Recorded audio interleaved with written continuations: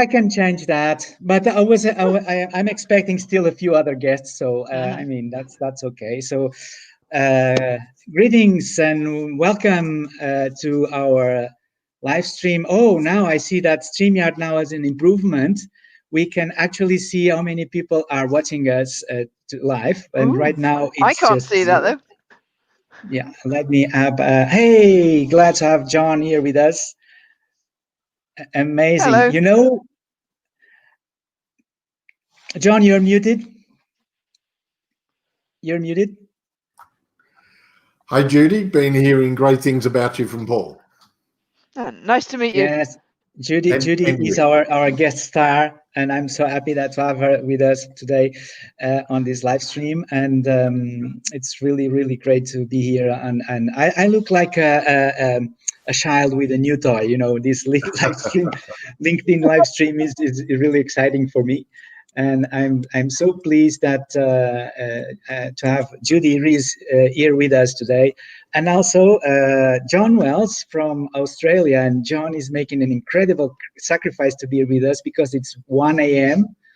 where he is right now in Melbourne, right, John? In Canberra, yes. In Canberra. Sorry, it's confusing all these locations. So welcome and welcome to our viewers that are spending some time in their busy afternoon to watch us. So let's do a round of intros. Judy, do you want to introduce yourself briefly for our viewers?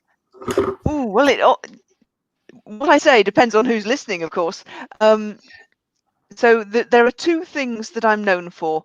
The current one is that I do loads and loads of online events and teaching people to take their highly involving, highly participative events into the online space.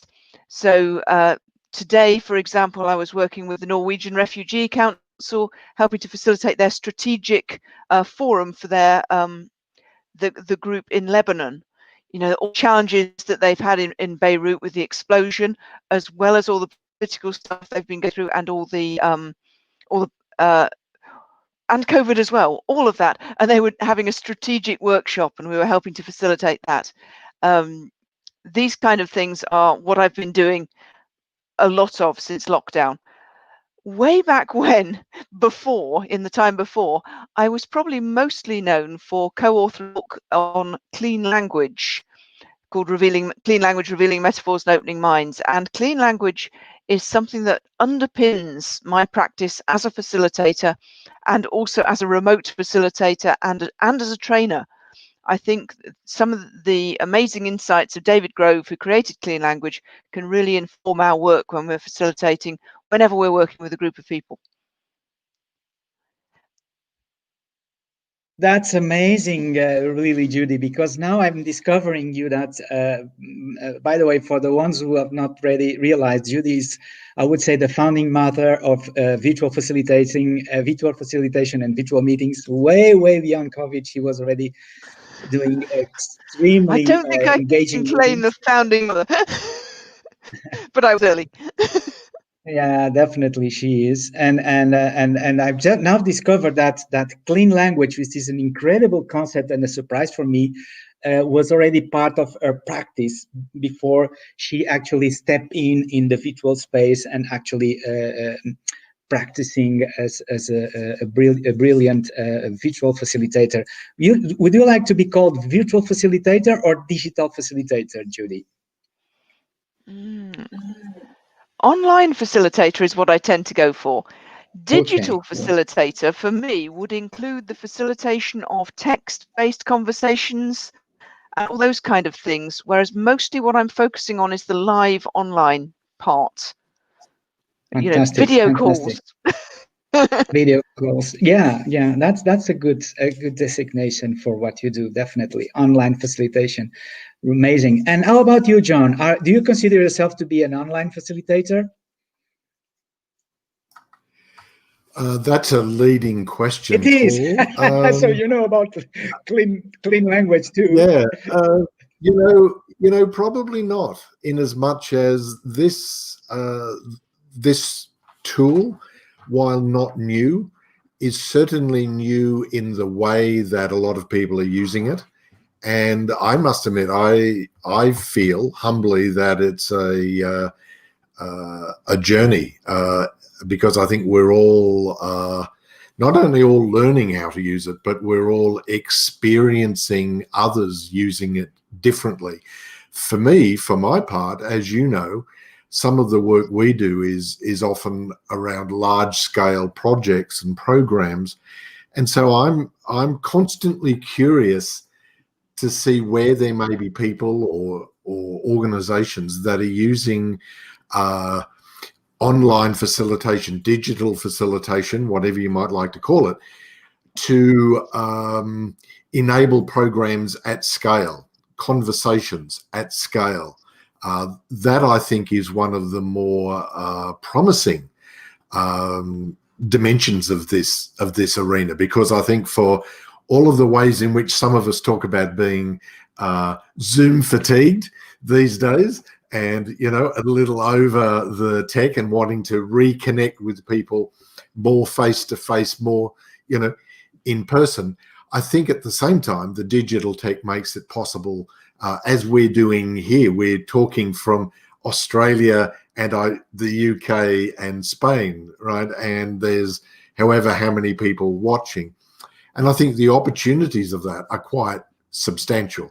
And we're really going to need to call on those opportunities as we all recover from the current crises. Definitely. So, John, so how do you consider that this situation is impacting the life of the traditional, I would say, group workers, like many of the participants that I hope are watching us now? I would say that one of the big changes is around hybrid interaction.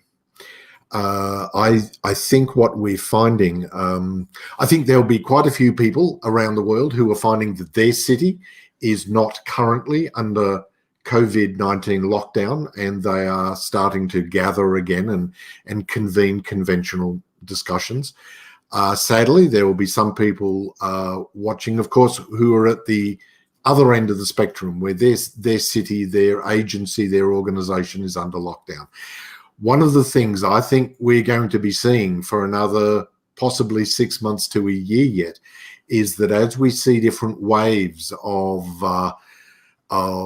this crisis coming back again to various locations, as we convene conversations, unless they're solely dedicated to a city, I think, or a single location, I think we're going to, as a result of the last few months, see more dialogue conveners or hosts really want to engage people from other locations. I think a lot of people have gotten a taste of it. A lot of my peers and colleagues in government and elsewhere around the world realize that when they have a conversation, that doesn't just have to be the people in the room. The room can be much larger. So I think there is going to be a challenge for all of us who are facilitators or hosts or enablers of dialogue to understand how to do that most frustrating of forms of facilitation, which is that hybrid, where some people are in the room and some people are outside. I think that's certainly a big challenge and a big opportunity. Very quickly, the other thing I do think, though, is that we are all going to have to learn to flex our digital muscles a little and learn how these digital tools can help us do this more elegantly. And secondly, the other E, more equitably, to engage people who don't have access, if only because of broadband limitations or what have you.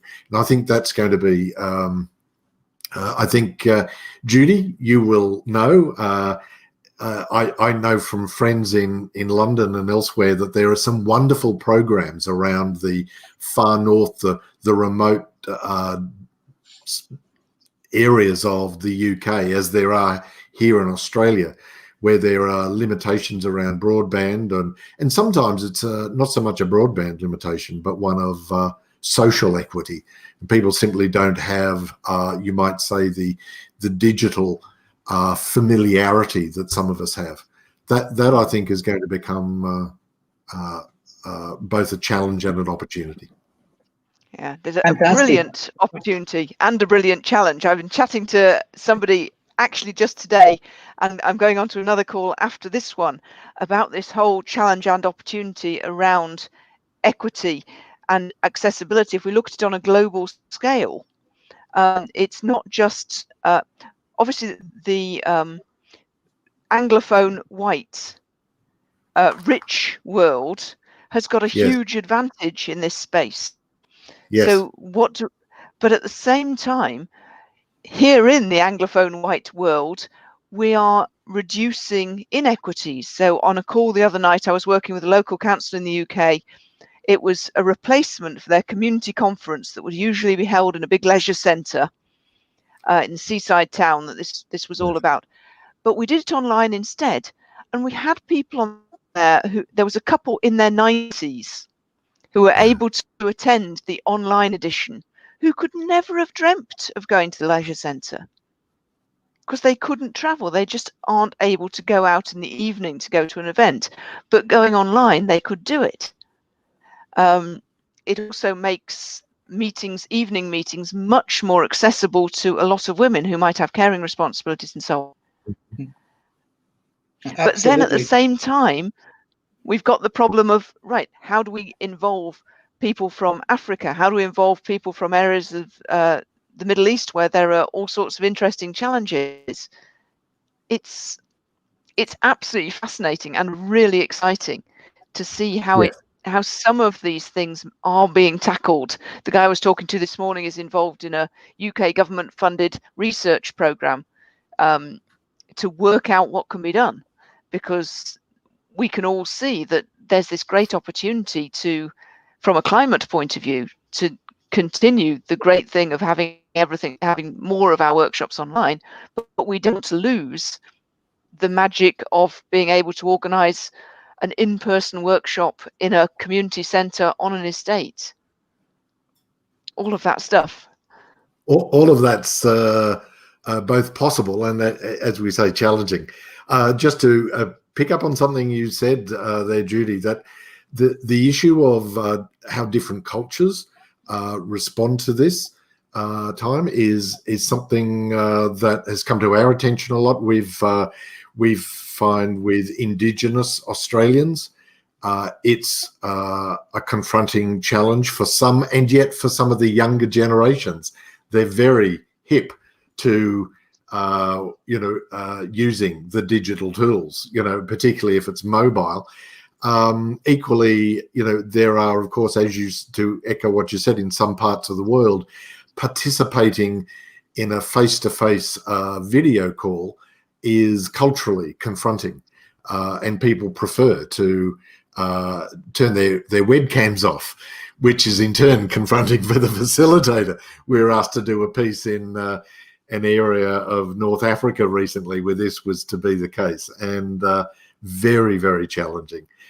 But that said, again, to echo your optimism, we've found that over the years, particularly around work in the area of digital government, there are some communities around the world, some nations indeed, that are leapfrogging the West precisely because they don't have the legacy issues of our technology infrastructure, and they're able to, jump on board the digital,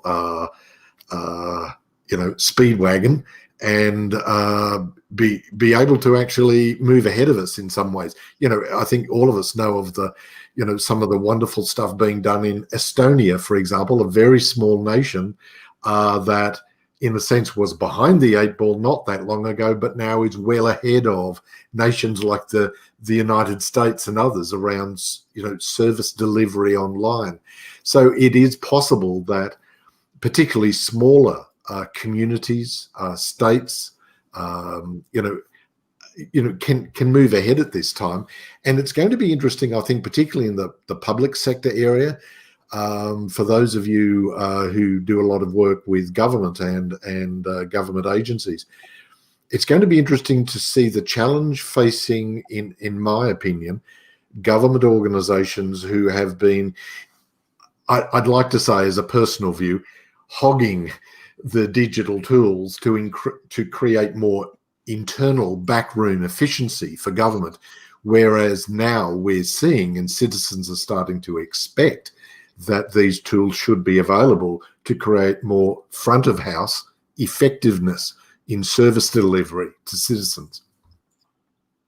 That's great. That's so great. We're having a wonderful number of comments from Rita Pulika, Jeffrey London, and Charlotte Divley that are watching us live. By all means, please use chat to have some questions to these two brilliant speakers that I am. My role today as a moderator is to be here so quiet and listen. But anyway, Judy, up to you, because I think John has been talking a little bit more than you. Let's do the balance now. So tell what will be the ideal question, Judy, that you would like me to ask you?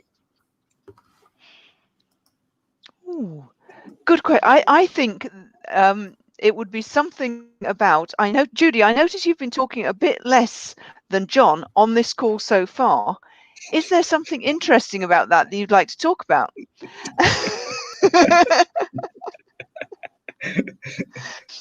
As you know, there's a whole bunch of research about the fact that women are less likely to speak in any context where women are in the minority.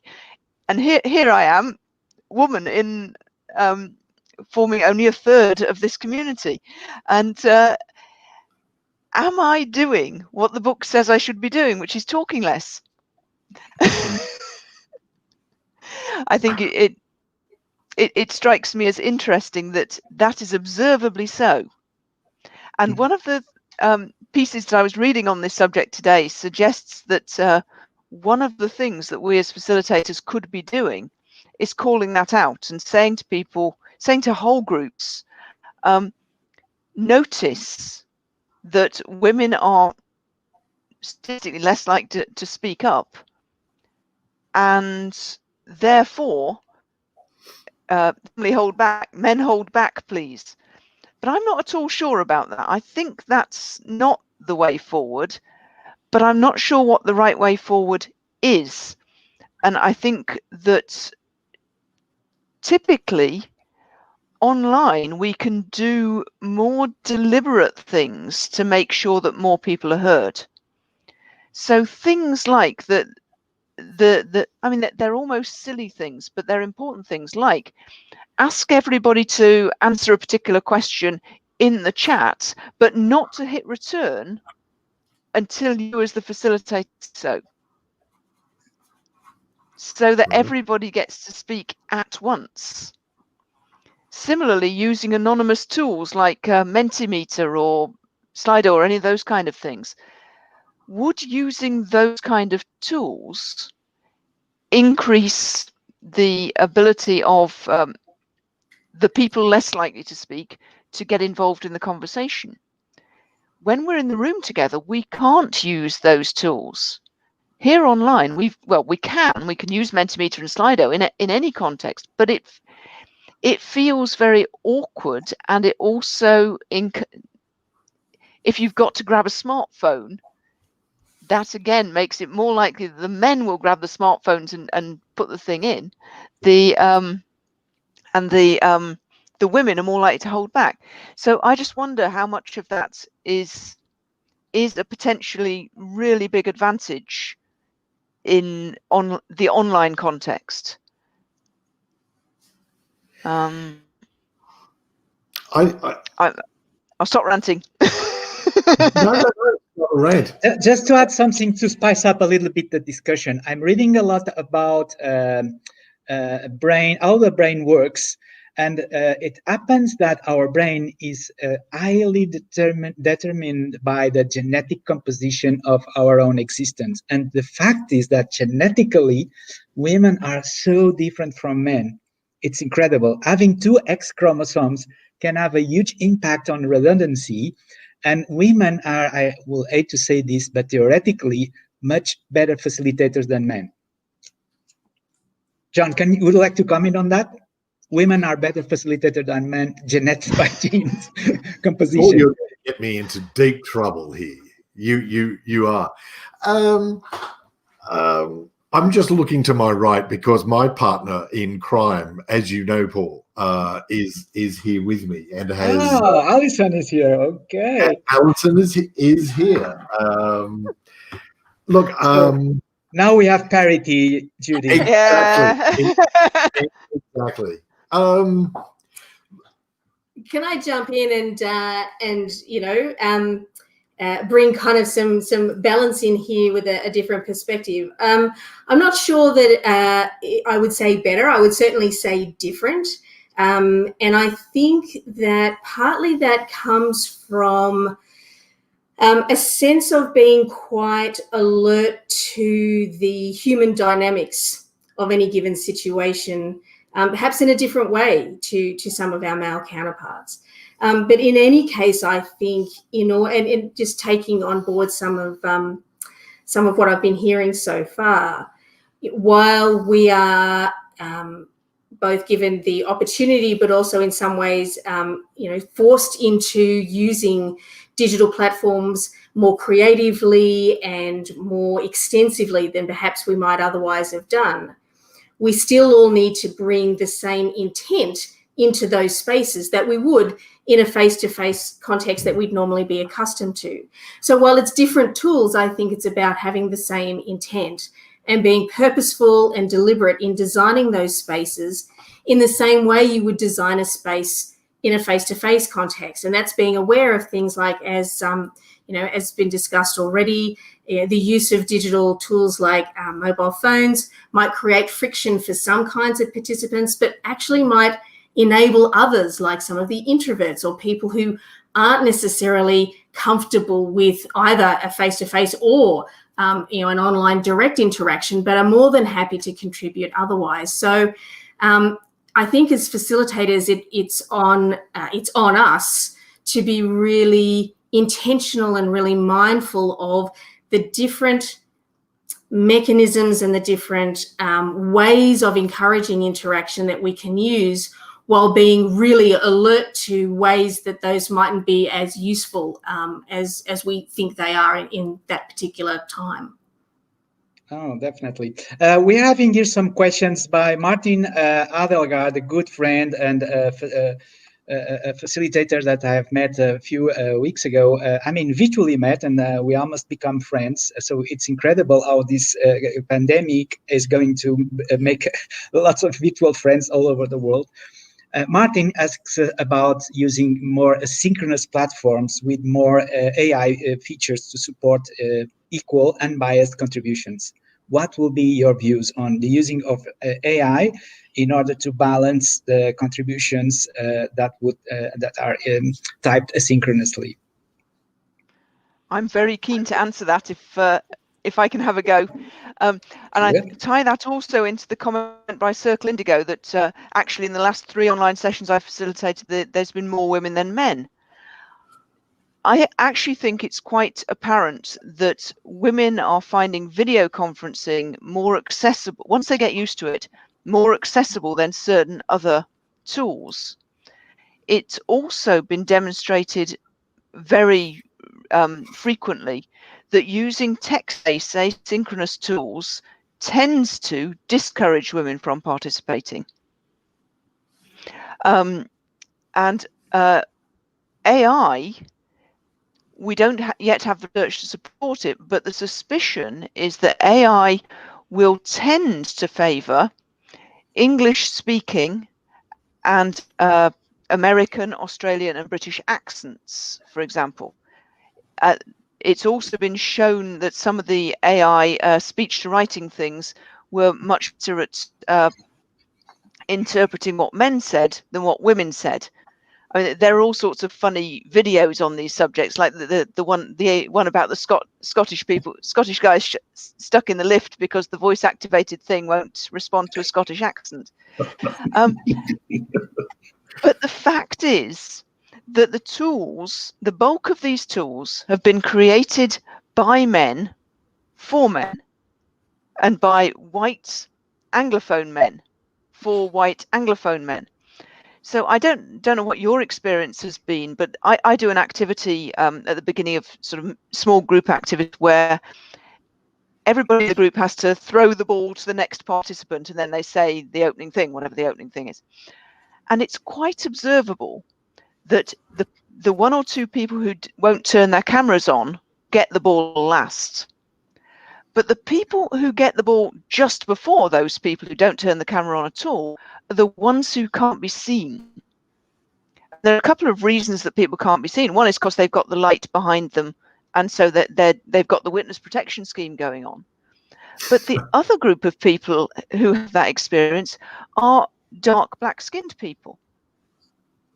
Because the cameras, well, whether they're designed to be like that or whether it's an accident of the fact that they were designed by white men, the cameras don't pick up black features very well. So deep black skin is not very visible in these environments.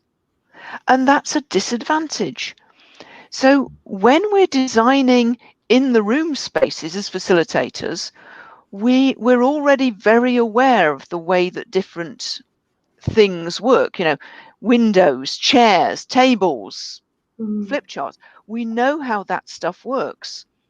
Here, we're constantly being given new tools to play with, but we don't know what they're going to do to equity.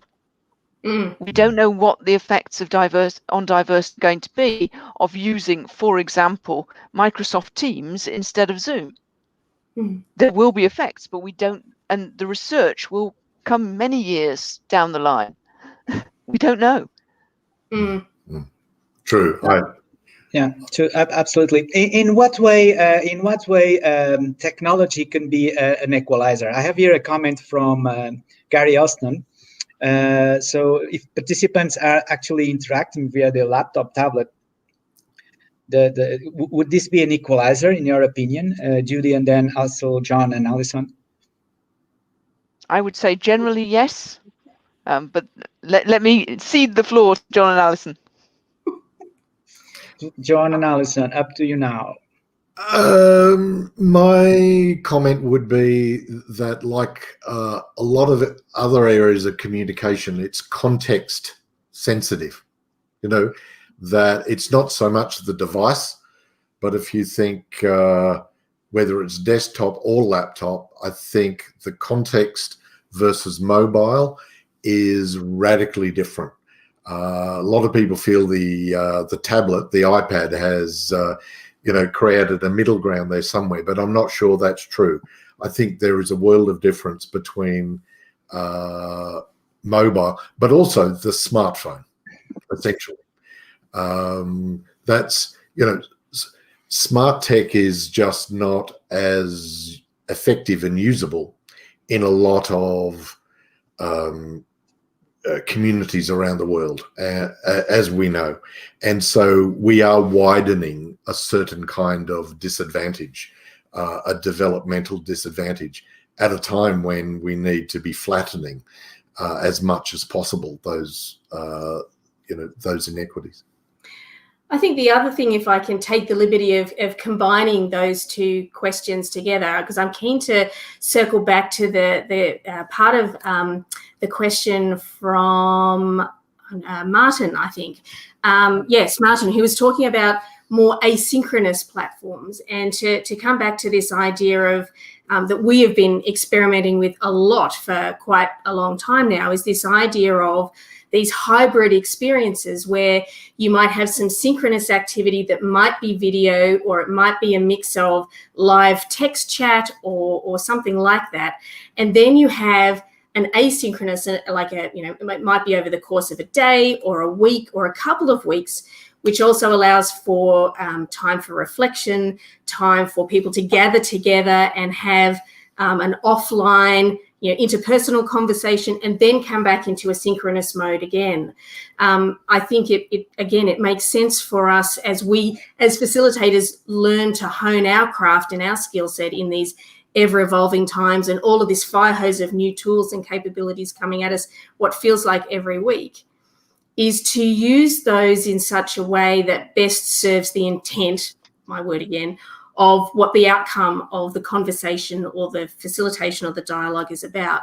And that we shouldn't necessarily expect that a single kind of platform or a single experience or a single set of digital tools will do the job for everybody in the same way, and that we can't rest on our laurels and just, assume that that's going to be the case. And so I like this idea, and always have, of the asynchronous, and mixing that up, and which also then allows people who aren't comfortable with the tools or can't participate for whatever reason, whether it's, your child is trying to do homeschool in the background unusually, that you're not used to, or, you don't have time, competing priorities, for us to be able to create those kinds of spaces deliberately and those kinds of engagements deliberately to allow for that drop in, drop out, that pop in, pop out, in such a way that it still delivers an outcome for everybody. Now, that's not easy, but that's part of, I think, what we need to learn to do better. Oh, definitely. Thank you so much, Allison, John, and Judy. I mean, it's incredible to be with among the presence of you guys here and benefiting from your wisdom, the drops of wisdom falling here. And I see the comments also of our viewers are loving your comments and your inputs. But one of the reasons I invited Judy Rees to be here is also because of this concept of clean language. I find it more and more attractive. So now for Judy, then back to Allison and John, because probably you are also practitioners of clean language. Judy, what will be, if we had to use a different word to describe clean language instead of using the word clean, what will be the word that we could use? Well, clean is the hardest concept. Within the clean language community, we argue about this quite a lot. What word could we use instead of clean to mean this whole concept, which is the idea of the facilitator or coach keeping their stuff to themselves and holding a space for the other to express themselves, to explore their inner world, explore the relationship between themselves and another person, to highly respect the other person's personal experience and treat that as sacred, for want of a better word. Now, we can't come up with a single word to express that whole concept apart from this word clean, which we don't like because it has all sorts of implications for being the opposite of dirty, but we haven't got a better one. The other thing about the phrase clean language is it's only got relatively small amount to do with language. But the name was devised by the creator of the thing, David Grove, and it will do until somebody comes up with something else. But it's a process of inquiry, a process of holding the other person's space, the other person's experience, the other person's inner life as sacred and capable of exploration by questioning and listening. And there's a specific set of very honed down, elegant questions which can be used with precision to ask about the other person's experience. And once you have this skill, then you start to notice when you or when other people are doing something other than being clean.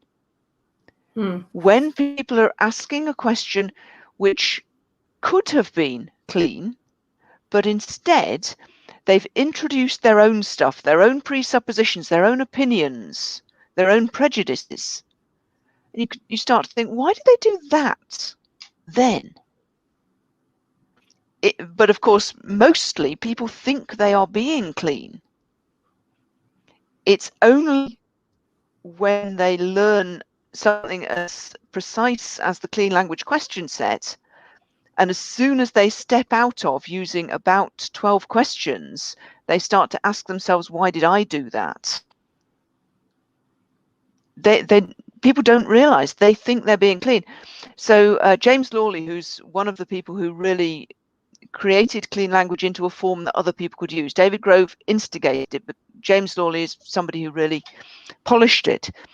One of the things he does is go through research questionnaires that academics are going to use in their research, and looks at the questions they're putting and says, and goes through and gives them a cleanness rating.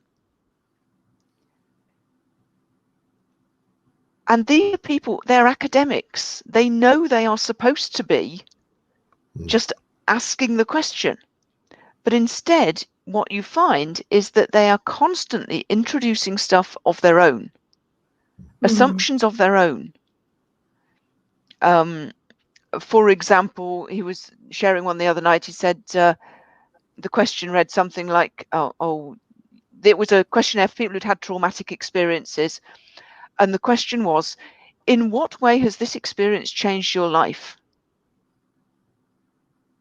Well, it's a whopping great assumption there that it has changed the person's life, which will produce all sorts of interesting results.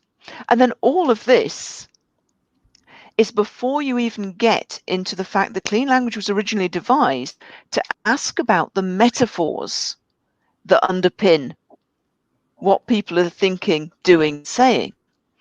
So when you start to play with metaphor, you do something really interesting, because metaphor is a human universal and it transcends actual language.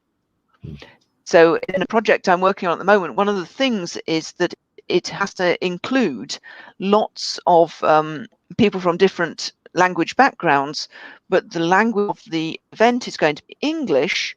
So how are we going to incorporate people? And I suggested, well, why don't we get people to draw on a post-it what they meant by their answer, and we'll put them all up on a virtual wall, and we'll see what people put there, and we'll get lots and lots of different drawings, because metaphor is one of the ways that you can understand how different people. If I was to get everybody listening to this to draw their answer to the question, when you're facilitating online at your best, you are like what? Everyone will be different. You'd get some similarities. You'd probably get more than one DJ, for example, more than one jockey. But if you asked one of them what kind of disc jockey is your disc jockey, and the other what kind of disc jockey is your disc jockey, you'd get different answers. It always happens. As soon as you start to dig into the metaphor, everyone interprets it just a little bit different. And when people get into this, they start to delight in it and discover the joy in finding what's different about the other person. Another pet subject. I'm afraid I've been talking and talking and talking. No, that's fine. Really John, Allison, do you want to add something to clean language? I actually had some questions. This is a new concept. Well, certainly the terminology to describe it is new. Although what's interesting is, as I'm listening to Judy and kind of understanding what clean language is about. Judy, do you find that in framing these questions this way at them, it seems like you're trying to get to that most elemental level of understanding and common understanding about the discussion that we're having.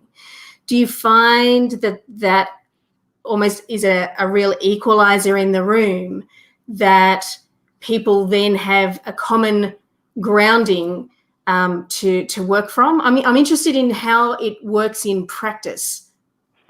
It's less about trying to find a common metaphor or common understanding, and more about appreciating that everybody has an interestingly different understanding.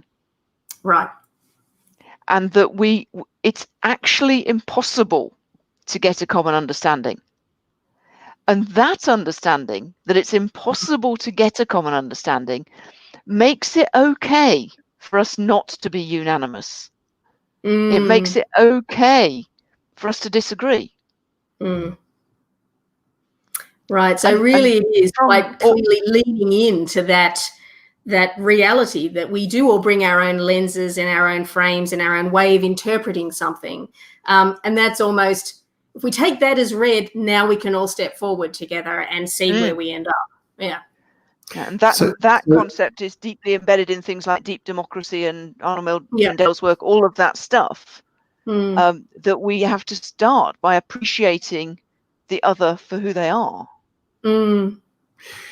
So, Judy, let me pose the devil's advocate question. What do you say to facilitators who might say, well, look, I find myself in a situation where a lot of my clients or a lot of the people asking me to do this work are less concerned with the humanity of the room and more with the outcome. Or worse, the output. Worse the output. But they see that people coming together in a room or whatever the space is about achieving an outcome. And we see this around some very well-intended dialogues around climate change and around inequality and poverty reduction. That these are big problems, and they're quite systemic, and so what do you say to someone who says we don't have the luxury of everyone's voice? We have an outcome that urgently needs a solution. I'd say let's be super clear about what we're doing. So one of the fundamental clean language questions is, what would you like to have happen? Or what would you like to happen?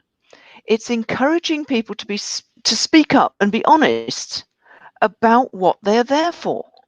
Now, I have no problem at all with going into, I'm a trainer. If somebody's hired me to teach their people how to run online meetings more effectively, I'm not there to listen to their opinions on whether Zoom is better than Microsoft Teams. There are points at which I'm just going to tell them. But I am clear about why I am there, and I hope that they are clear about why they are there. And within that frame, we can then dialogue. Within our time box, we can dialogue. It's not about trying to go deep on every single conversation with every single person, though clean language can go extremely deep and extremely quickly. It's about showing up authentically, owning your own stuff and acknowledging the other, and saying, right, we've got 10 minutes to get this done.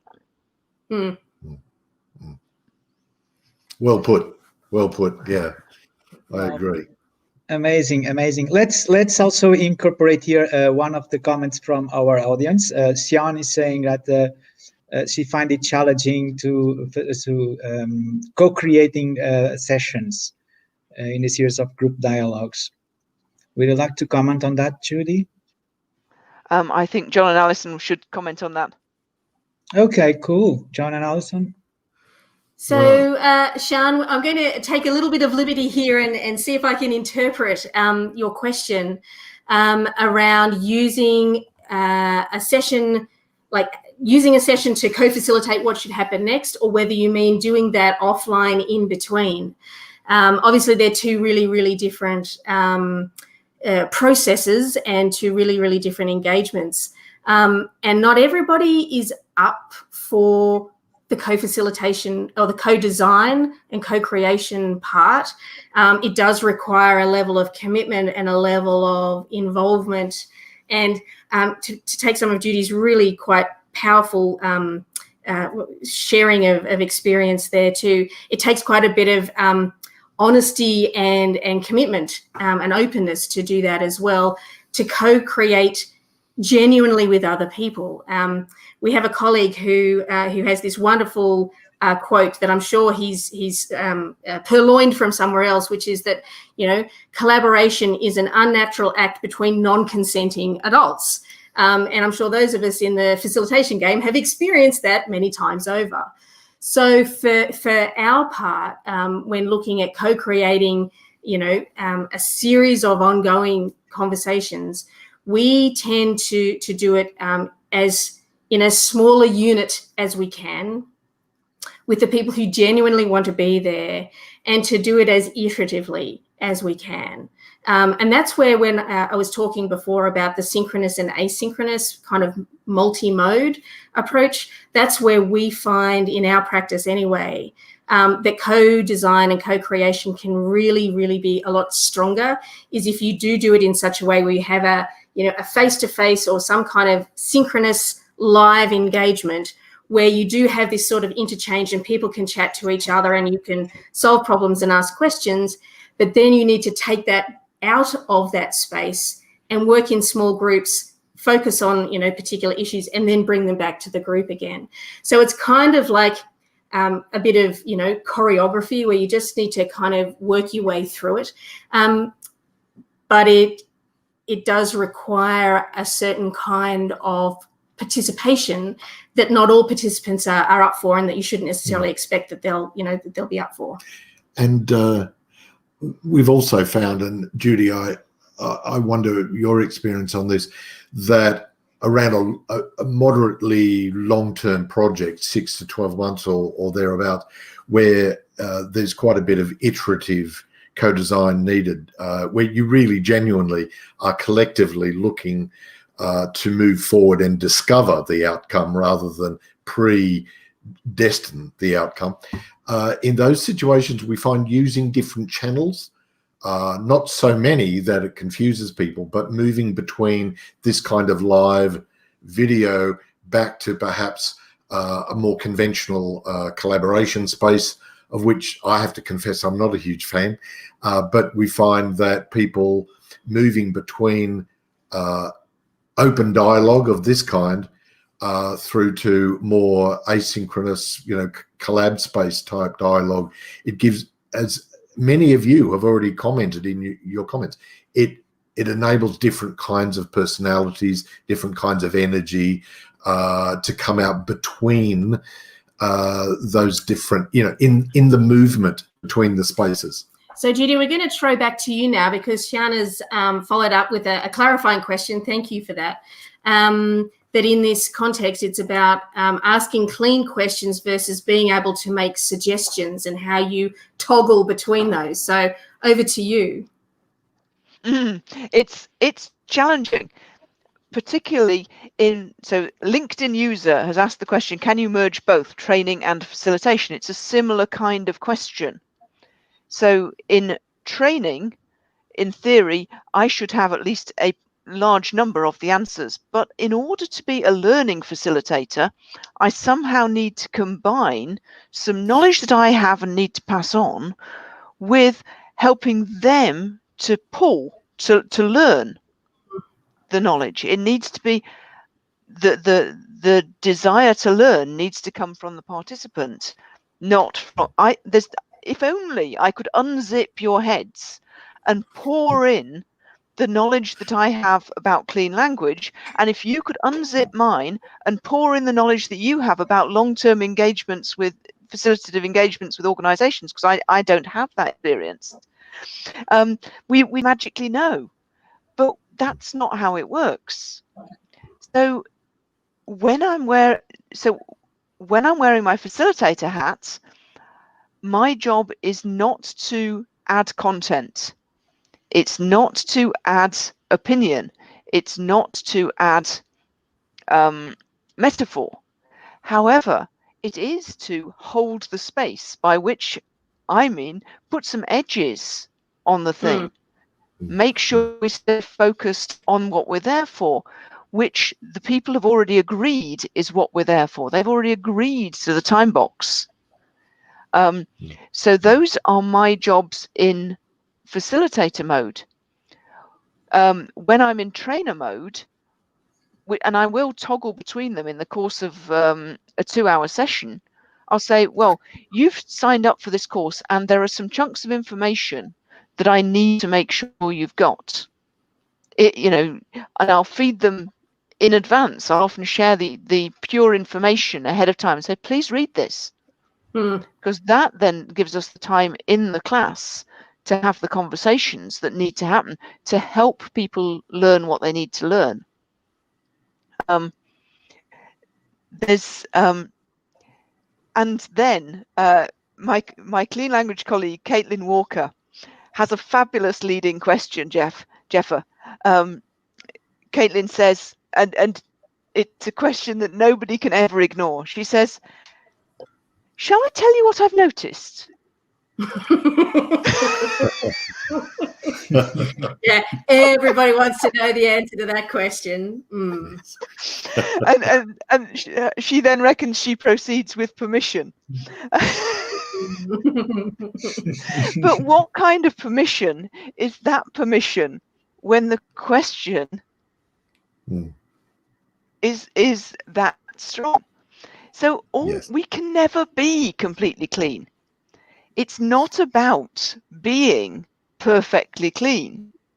Yes. It's about understanding that clean is a thing, and that we aren't likely to be completely clean. And one of the other bits which is actually quite interesting about is that when you are extremely clean, you actually become more influential, because you make sure that you learn what they want and what they think and what they know before you stick your 2 pence in.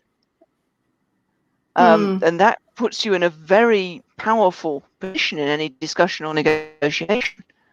So there's it's fascinating when you start to dig into this idea of not leading the witness, but actually you always are. Just know to what degree you are and why you're going there.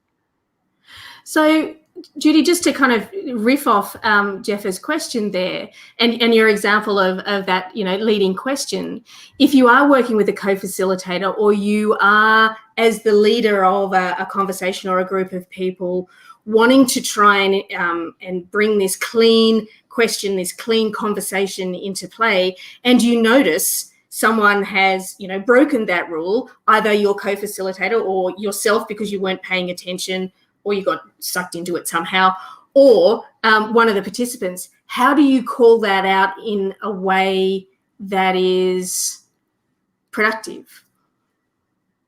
It depends what you're trying to achieve. Because 9 times out of 10, 99 times out of 100, 999 times out of 1,000, the purpose of me being there as a facilitator or a trainer is not to teach them to be perfectly clean. What's my purpose? I'm there in pursuit of whatever the group has agreed we're there to do. So it depends. The number of times that I would call out somebody else for introducing an opinion or a metaphor is tiny. But I might later on say something like, I notice we're using the metaphor of a washing machine for this thing we're talking about. What other metaphors might there be? Right. Yeah. So it's kind of circle back around and make the point without necessarily having to shine a spotlight on it.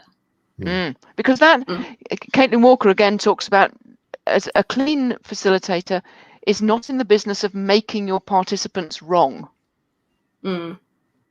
It's not about trying to make other people in the wrong. It's about continuing to hold that respect. And it's interesting. They just talked about this thing as being like a washing machine, but nobody else had said washing machine. I wonder where that came from.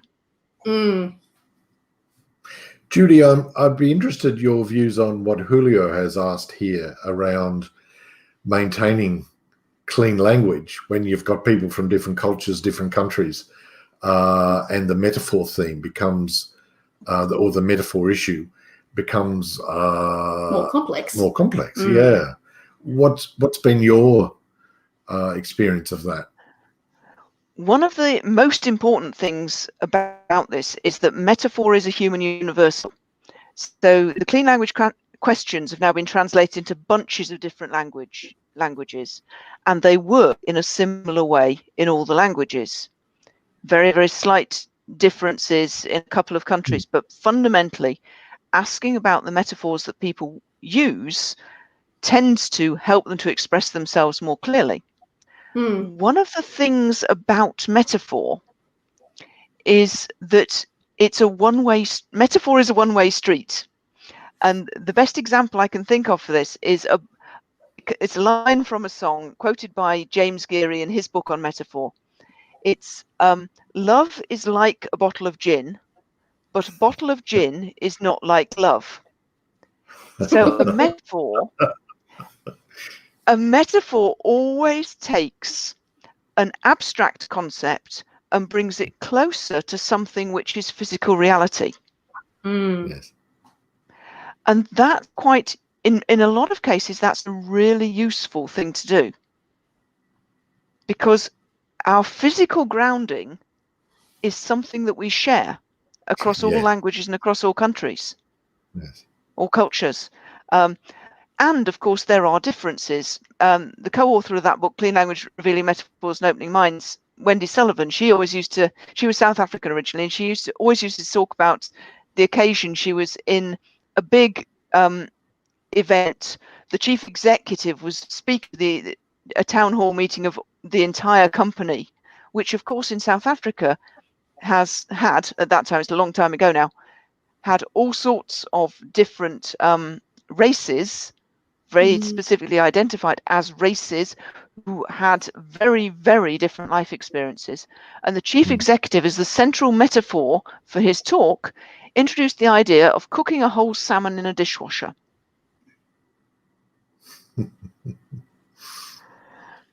And that was so far removed from the experience of the lowest paid black member of his staff. Yes. There were jaws dropping all over the space. I mean, even, it was obvious to everybody that this was awful, terribly culturally insensitive. But luckily, those kind of metaphors emerge when people spend 2 days trying to write a speech. They're not the metaphors that people are using constantly in their speech. Yes. And people are using something like 6 metaphors a minute. That's in English, but we find that it's in all the languages, it's similar. Because metaphor is the native language of the unconscious mind. Metaphor is how humans think before they put their thoughts into words. So we can use metaphors to build bridges across cultures, across groups, across languages. Though that's often more in theory than in practice, it's hard work. We have to think about it, we have to plan it, we have to do things deliberately, just as we do in any piece of facilitation. Yeah, definitely. But listen, guys, I would be here for hours with you because we are learning so much from this conversation. This was actually the most amazing moderation I ever had in my life, because I stood here doing nothing. And just listening to you asking questions. Sorry about that. I couldn't be cleaner in my facilitation. Thank you so much. Thank you so much. Just for our viewers, if you are looking forward to learn more about these kind of conversations and facilitation, please join FacWeek in this course of this month of October. I have here a banner just to tell you about FacWeek here. Let me show you is here. And probably John and Allison. Judy, I'm so sorry you're not going to submit the session, but maybe you could join the relay conversation. Try and squeeze one in. Oh, you will? Oh, that's wonderful. Let me know then, because we'll probably feature that. And John and Allison, maybe you would like to talk about the relay conversation that we are going to offer on FacWeek on the 75th anniversary of the UN Day. Mm-hmm. Look, very, very quickly, I think most of you know the United Nations during 2020 has been inviting the world to take part in the biggest conversation ever, called hashtag UN75, where they're literally asking people to hold a dialogue and answer, their version of some very, very truly big questions. Now, they set out to do this middle of last year, and 2020 happened to all of us. So the interesting thing about this exercise is it really is authentically an opportunity to be helping shape the future that we are all going to be part of, not just in a recovery sense. So look, what we're doing is under the banner of UN75 on United Nations Day, really picking up that work and giving people an opportunity to take part in a dialogue, just a short 2-hour dialogue that they can host themselves, and to ask themselves and a group of their friends or peers or dare I say, clients that you'd like to get together for the first time around a table or around a video session, to ask them some leading questions that will be fed back to the United Nations and through them, of course, to national governments. So take part in that. People can go on to have a conversation in other after UN Day on October 24th, but it's a great opportunity to be part of a rolling one-day conversation across the world. That's amazing. So I'm sharing here my screen with the number of featured events that we have in FacWeek, but there are already 87 events here registered.